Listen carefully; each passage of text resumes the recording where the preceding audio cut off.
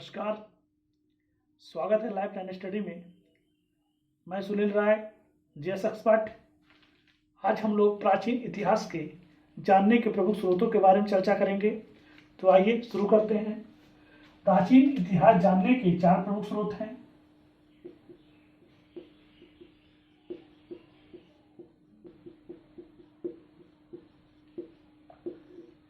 स्रोत हैं।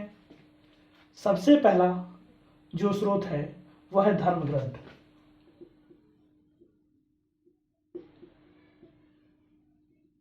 ग्रंथ।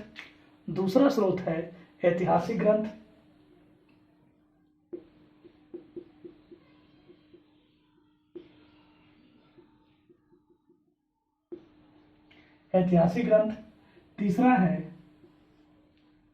तीसरा है विदेशियों का विवरण।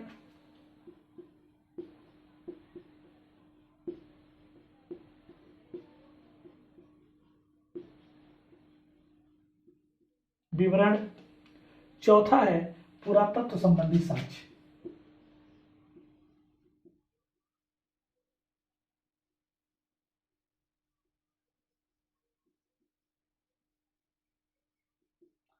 चार प्रमुख स्रोत हैं प्राचीन इतिहास जानने के। देखिए, धार्मिक शिक्षा, धार्मिक ज्ञान, धार्मिक आचार विचार हम लोग प्राचीन काल से अपनाते आ रहे हैं। तो सबसे पहला खोज हम लोग किसमें करेंगे? धर्म ग्रंथों के बारे में करेंगे कि भारतीय प्राचीन इतिहास कैसी परंपरा रही होगी। दूसरा ऐतिहासिक ग्रंथ, रामायण, महाभारत, इन सब में हम लोग उन सभी चीजों के बारे में जानेंगे कि जो प्राचीन भारत में लोग अपनाते थे, कैसी उनकी कौशल नीति थी, कैसी युद्ध नीति थी, उसके ऐतिहासिक ग्रंथों के आधार पर हम लोग जानते हैं। जो विदेशी भारत में आए, यहाँ पे अध्ययन किए, अपनी पुस्तकों में जो लिखे उसको पढ़ने से हम लोग प्राचीन इतिहास के बारे में कुछ जानकारी प्राप्त हो जाती है। उसके बाद में और एक साधन है पुरातत्व संबंधी साक्ष्य। खुदाई के बारे में हड़प्पा मोहनजोदड़ो की खुदाई से जो कुछ साक्ष्य प्राप्त होता है, उसी के संदर्भ में हम लोग भारतीय प्राचीन इतिहास को जानने के स्रोत को समझ सकते हैं। तो आइए सबसे पहला हम लोग धर्म ग्रंथ का अध्ययन करते हैं।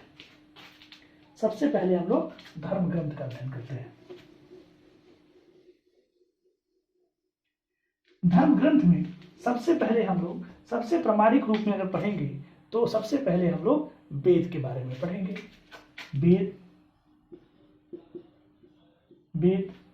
अब वेद का मतलब क्या होता है? वेद का मतलब सामान्य शब्दों में जानना होता है। वेद संस्कृत भाषा के विद धातु से बना है, जिसका मतलब होता है जानना या ज्ञान प्राप्त करना। अब वेद की रचना कई बार पूछ लेता है कि वेद को संकलन किसने किया था? तो वेद को संकलन महिर श्रीकृष्ण द्वैपायन वेद व्यास जी ने किया था। इसके लिए संकलनकर्ता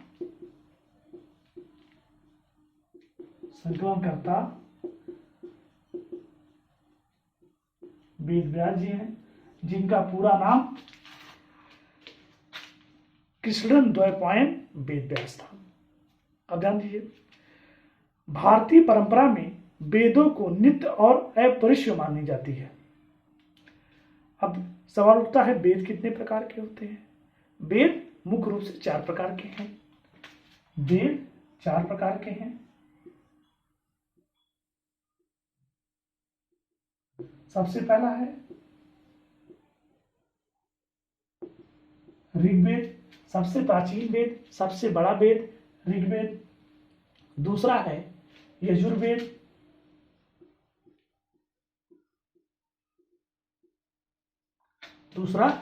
यजुर्वेद, तीसरा है सामवेद, चौथा है अथर्ववेद,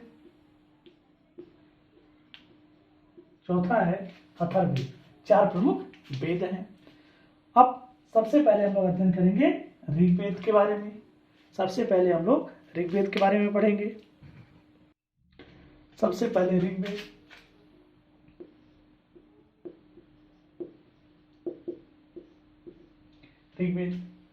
ऋग्वेद सबसे प्राचीन वेद है।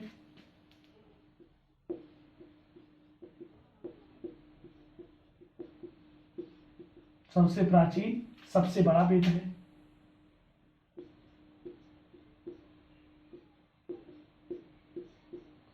सबसे प्राचीन और सबसे बड़ा वेद है। ऋचाओं के क्रमबद्ध ज्ञान के संग्रह को ऋग्वेद कहते हैं।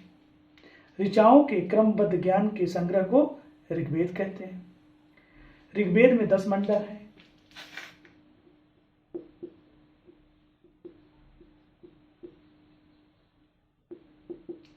दस मंडल हैं। इन 10 मंडल में 2 से 7 जो मंडल है, मंडल 2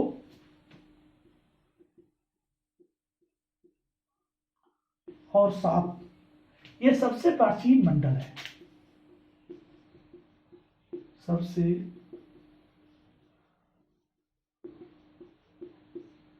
प्राचीन मंडल है 2 से 7। मंडल 8 कर्ण ऋषि से संबंधित है। मंडल 8 कर्ण ऋषि से संबंधित है। कर्ण ऋषि से संबंधित है। मंडल 1 और 10 यह सबसे नवीन मंडल है। मंडल 1 और 10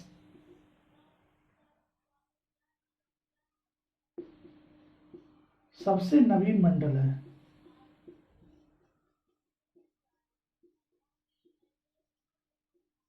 सबसे ध्यान रखिएगा, मंडल 1 और 10 सबसे नवीन मंडल है और मंडल 2 और 7 सबसे प्राचीन मंडल है। 11वां मंडल को बालखिल्य सूक्त कहा गया है। 11वां मंडल को बालखिल्य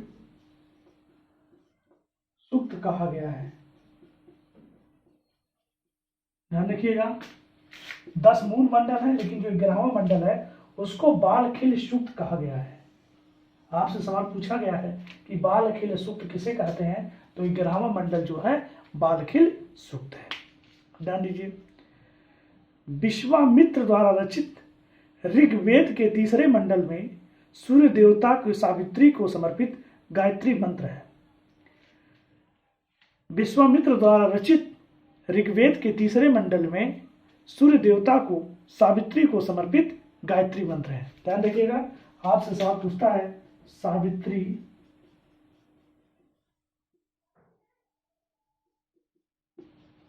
सूर्य देवता से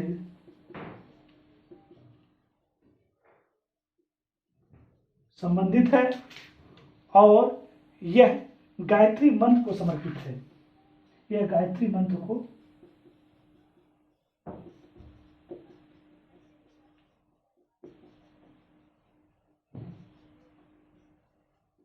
समर्पित है। ध्यान रखिए, 9वें मंडल में देवता सोम है। 9वें मंडल में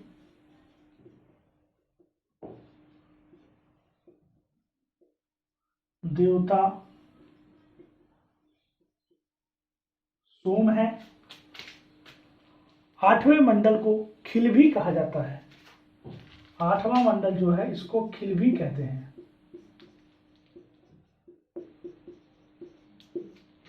8वें मंडल को खिलभी कहते हैं। ध्यान रखिए, चतुष्वर्णी समाज का वर्णन ऋग्वेद में है।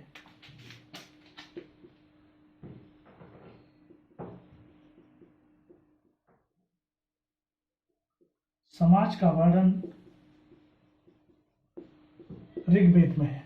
4 वर्ण है, इन चारों वर्णों का वर्णन किसमें है? ऋग्वेद में है।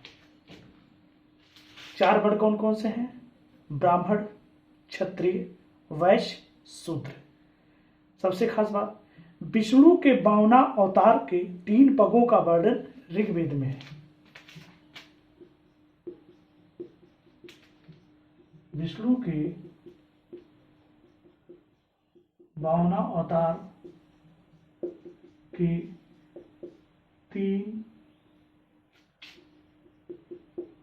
पगों का वर्णन किसमें है? ऋग्वेद में।